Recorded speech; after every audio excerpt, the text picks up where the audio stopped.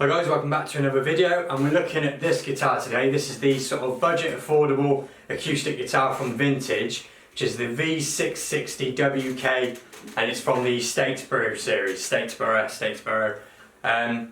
Now this isn't one of like a brand new guitar out. That range has been out for a little while, but it's the first time I've sort of got one in to have a look at. And even though I am doing mainly used guitars, I still always like to keep an eye out for guitars that are affordable for beginners and stuff like that, but still surprisingly good for their money. So I've got one of these in so I could show you and sort of check it out as well.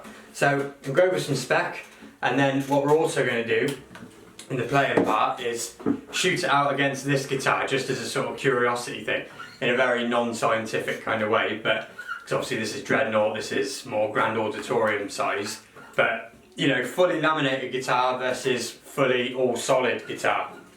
Just so you can hear in a very sort of, like I said, no frills, non-scientific difference between those two types of guitars.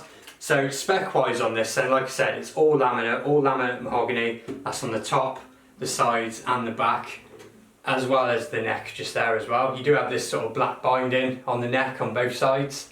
And the finish is all satin on this guitar, and it's sort of like this whiskey barrel type look to it. I think they say that on the stats for it there as well. The fingerboard I believe is mahogany as well. The bridge just here is techwood, which we've seen before.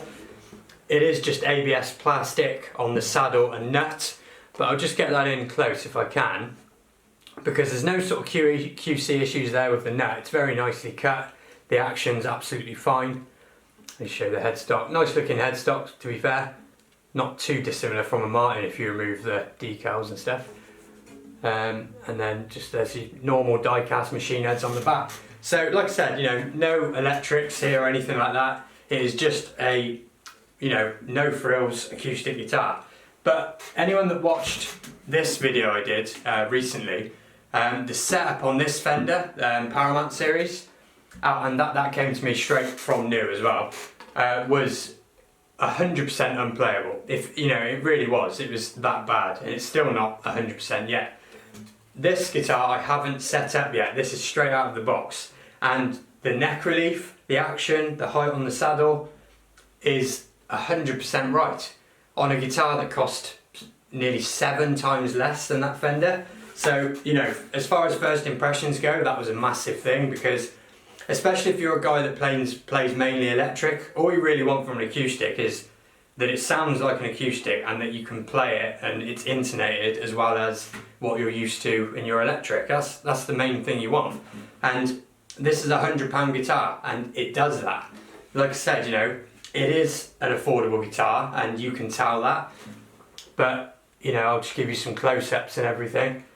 There's not a great deal to complain about here at all. And overall, I'm dead impressed. The neck carve's really nice. It's just I would just say it's a mid-C. It's not overly skinny. It's not super fat either. The machine heads work fine. It stays in tune. And once I've put this on the bench and done, hand finish the frets and just give it a little bit more attention, this, if you're a beginner, especially, and this is the guitar you go for, you're going to be off to a really good start, compared to some other comparatively priced guitars. Now, I've got a video on this channel called How Good is a £99 Acoustic, I think. It's from a little while ago. And obviously this is also a £99 acoustic.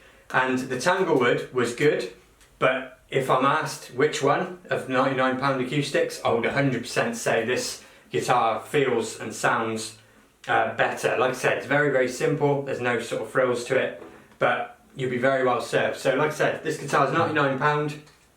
In the description below there will be a link to this guitar on Reverb, and I can always order these in as well. So they do come recommended for a beginner or for someone who plays electric mainly but just wants an acoustic lying around that works. It's not a toy, it is a proper instrument, and it will serve you well.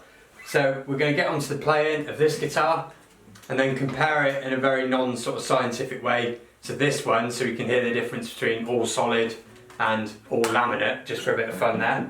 And that's it. So hopefully you enjoy the video, and I'll see you on the next one.